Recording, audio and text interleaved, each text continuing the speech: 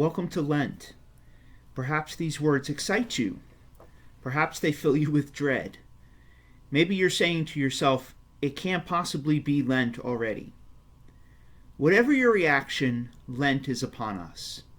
The Church's 40-day season of penance in preparation for the celebration of Easter. You have chosen to be a part of a Living Faith small group and to walk this Lenten season with your group mates. It's my prayer that your experience in Living Faith will be life-giving for you this Lent.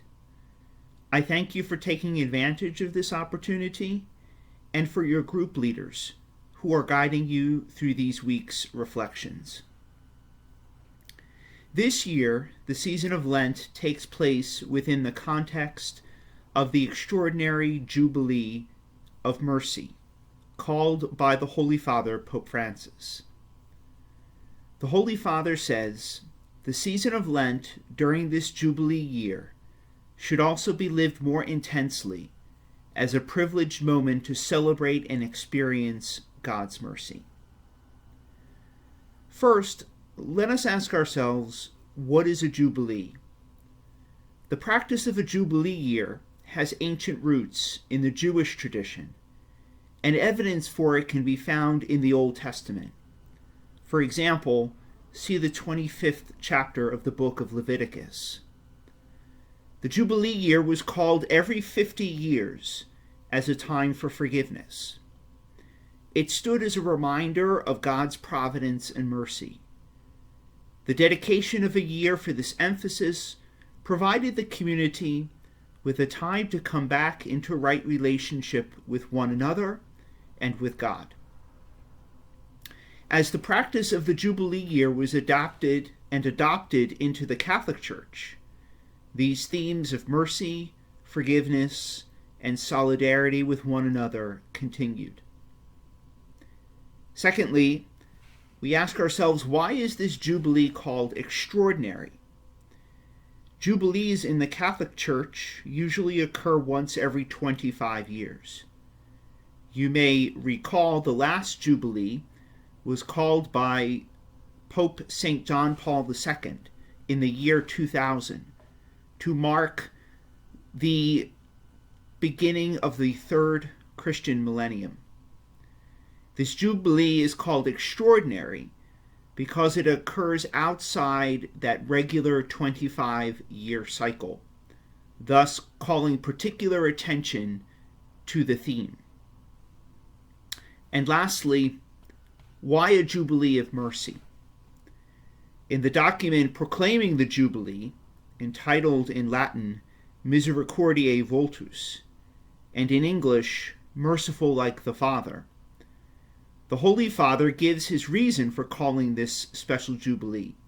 He says, at times we are called to gaze even more attentively on mercy, so that we may become a more effective sign of the Father's action in our lives.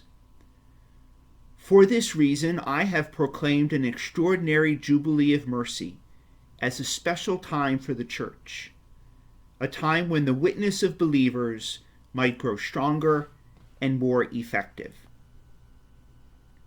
So now that we have some understanding of what a Jubilee is and why the Holy Father called the Jubilee of Mercy, let's turn back to the season of Lent.